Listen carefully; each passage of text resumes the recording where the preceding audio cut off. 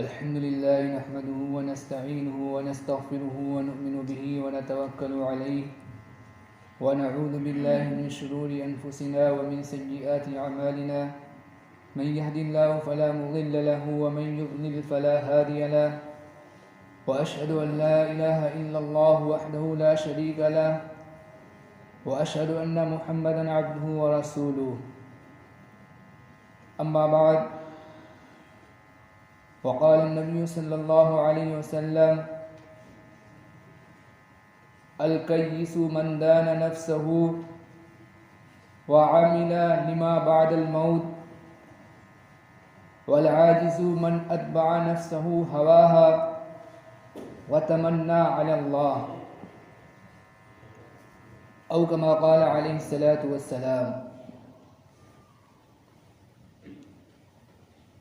मेरे मुहतरम बुजुर्गों और दोस्तों, मैंने आप हज़रात के सामने एक मुख्तसर सी हदीस पाक पढ़ी है जिसमें हुज़ूर पाक सल्लल्लाहु अलैहि वसल्लम ने अक्लमंद इंसान और बेवकूफ़ इंसान की अलामत और पहचान बतलाई है, जिसमें आप सल्लल्लाहु अलैहि वसल्लम ने बतलाया है कि अक्लमंद इंसान कौन है और बेवकूफ़ इंसान कौन है। हम में से हर शख्स ये चाहता है कि उसका शुमार अक्लमंद लोगों में हो, उसका शुमार जो अक्ल वालों में हो। हम में से कोई शख्स ये नहीं चाहता कि उसका शुमार बेवकूफ़ों में हो या उसकी अक़ल के अंदर कोई कमी आ जाए या उसकी अक़ल के अंदर कोई नुक्स आ जाए, कोई फतूर आ जाए जिसकी वजह से उसकी अक़ल ज़ाय हो जाए, ख़त्म हो जाए। हम में से कोई शख्स ये नहीं चाहता, बल्कि हर शख्स ये चाहता है कि उसका शुमार अक़ल वालों में हो, अक़लमंदों में उसका शुमार हो। लेकिन अब यहाँ एक सवाल ये होता है कि हकीकत में अक़लमंद कौन लोग हैं और अक़ल वाले कौन हैं। तो अक़लमंदी का एक मेयार तो वो है जो हमने और आपने, दुनिया वालों ने मुतअय्यन कर रखा है, और अक़लमंदी का एक मेयार वो है जो हम सब के आका व मौला हज़रत मोहम्मद सल्लल्लाहु अलैहि वसल्लम ने हमें और आपको बतलाया है। दुनिया वालों ने अक़लमंदी का मेयार ये बना रखा है कि अक़लमंद इंसान वो है जो बहुत ज़्यादा होशियार हो। अक़लमंद इंसान वो है जिसके पास दुनिया की बहुत सारी डिग्रियां मौजूद हों। अक़लमंद इंसान वो है जिसके पास बहुत ज़्यादा मालो दौलत मौजूद हो। अक़लमंद इंसान वो है जिसके पास दुनिया का बहुत सारा असबाब मौजूद हो। अक़लमंद इंसान वो है कि जब वो किसी से गुफ्तगू करे, किसी से बात करे, तो वो अपनी गुफ्तगू के ज़रिए, अपनी बात के ज़रिए से दूसरे के ऊपर हावी आ जाए, कोई उसके ऊपर हावी ना आ सके। ये हमने और आपने, दुनिया वालों ने अक़लमंदी का एक मेयार मुतअय्यन कर रखा है, और इसके मुकाबले में बेवकूफ़ इंसान वो है जो लोगों से बातचीत ना कर सके। बेवकूफ़ इंसान वो है जिसके पास ज़्यादा माल व दौलत इकट्ठा करने की सलाहियत मौजूद ना हो। बेवकूफ़ इंसान वो है कि जब उससे कोई शख्स ज़ोर से बात करे तो वो खामोश हो जाए। बेवकूफ़ इंसान वो है कि जब उससे कोई बहस व मुबाहिसा करना चाहे तो वो खामोश हो जाए। ये हमने और आपने, दुनिया वालों ने ये जो बेवकूफ़ी का मेयार अपनी तरफ से मुतय्यन कर रखा है, लेकिन हम सब के आका व मौला सरवर कायनात फ़ख्र मौजूदात हज़रत मोहम्मद सल्लल्लाहु अलैहि वसल्लम ने जो अक़लमंदी का और जो बेवकूफ़ी का आप सल्लल्लाहु अलैहि वसल्लम ने मेयार हमें और आपको बतलाया है, उसको हमें और आपको याद रखने की ज़रूरत है। वो हमें और आपको याद रखना चाहिए। चुनांचे हुज़ूर पाक सल्लल्लाहु अलैहि वसल्लम ने इरशाद फरमाया, अल-कय्यिसु मन दाना नफ्सहु व अमिला लिमा बअदल मौत, कि अक़लमंद इंसान वो है जो अपने नफ्स का मुहासबा करे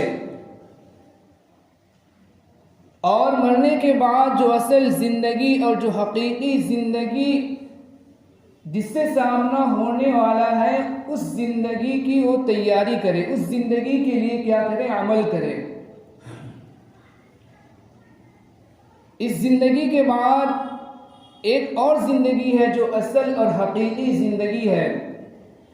जो करोड़ों साल, अरबों खरबों साल की ज़िंदगी है, जो लामहदूद ज़िंदगी है, जो कभी ख़त्म ना होने वाली ज़िंदगी है। अल्लाह ताला ने जी हमें और आपको जो मुख्तसर सी ज़िंदगी अता की है,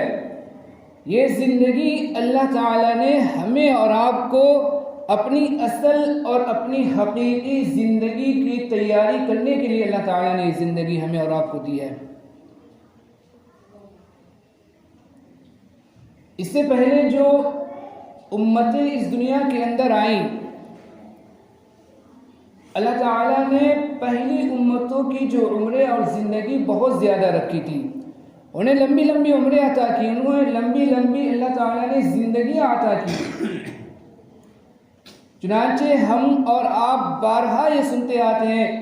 कि हज़रत नूह अलैहिस्सलाम ने अपनी कौम के अंदर 950 साल तक तबलीग की, 950 साल तक तबलीग की। तो इससे हमें और आपको अंदाज़ा लग सकता है कि पहले जो उम्मतें थी, अल्लाह ताला ने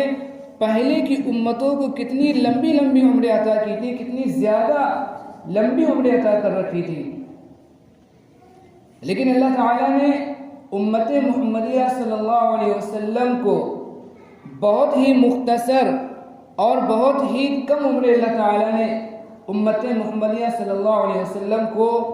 अता की। हदीस पाक के अंदर आता है, हुज़ूर पाक सल्लल्लाहु अलैहि वसल्लम ने फरमाया, आमार उम्मती मा बैन सित्तीना इला सबईना व अक़ल्लुहुम मन युजाविज़ु ज़ालिका,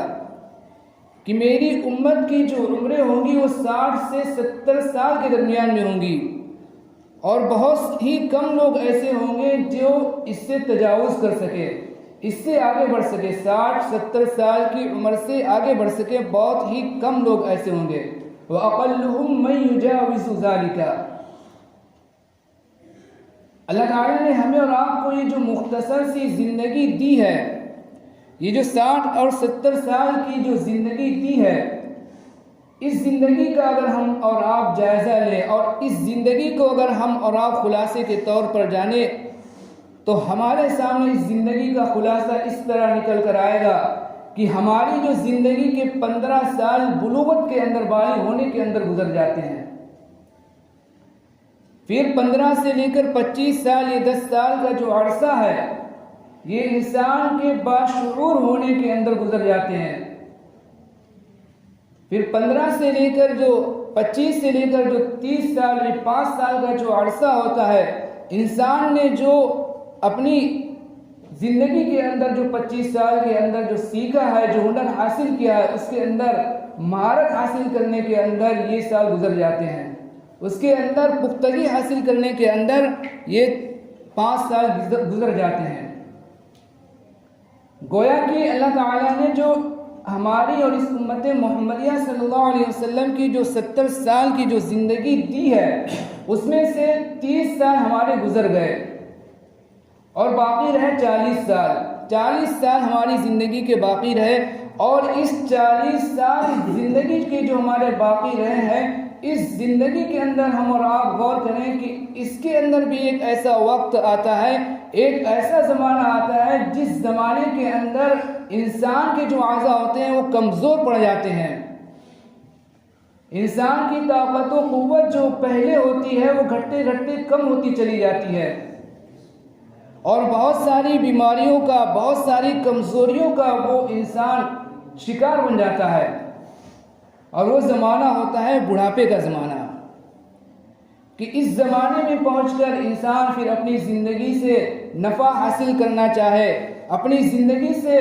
फ़ायदा सही तरीके पर हासिल करना चाहे तो सही तरीके पर फ़ायदा हासिल नहीं कर सकता, सही तरीके पर इंसान नफ़ा हासिल नहीं कर सकता।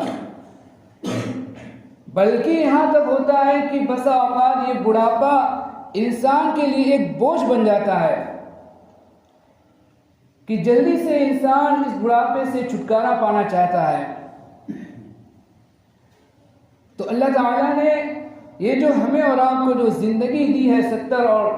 70 साल की जो ज़िंदगी अल्लाह ताला ने जो हमें और आपको जो दी है, ये अल्लाह ताला ने हमें और आपको जो ज़िंदगी दी है अपनी असल और हकीकी ज़िंदगी को बनाने के लिए दी है अल्लाह ताला ने। और वो असल और हकीकी ज़िंदगी ऐसी ज़िंदगी होगी कि जो कभी ख़त्म होने वाली नहीं, जिस ज़िंदगी के अंदर मौत को भी मौत आ जाएगी, मौत को भी ख़त्म कर दिया जाएगा। चुनांचे हदीस पाक के अंदर आता है, हुज़ूर पाक सल्लल्लाहु अलैहि वसल्लम ने इरशाद फरमाया कि जब जन्नती जन्नत के अंदर चले जाएंगे और जब जहन्नमी जहन्नम के अंदर चले जाएंगे और जन्नती और जहन्नमी के दरमियान एक आड़ और एक दीवार कायम कर दी जाएगी, तो एक पुकारने वाला पुकार कर कहेगा कि ऐ अहले जन्नत मुतवज्जे हो जाओ। चुनांचे तमाम अहले जन्नत मुतवज्जे हो जाएंगे। फिर वो पुकारने वाला कहेगा कि क्या तुम, उसके पास एक मेंढा होगा और वो कहेगा कि ऐ अहले जन्नत क्या तुम इस मेंढे को पहचानते हो? तो जन्नती कहेंगे कि हाँ, ये तो मौत है। यानी उनके दिल के अंदर ये बात आ जाएगी कि मेंढा जो एक मौत है, अल्लाह ताला मौत को मेंढे की शक्ल अता कर देंगे, मौत को मेंढे की शक्ल के अंदर लाया जाएगा। इसी तरह फिर पुकारने वाला पुकारेगा,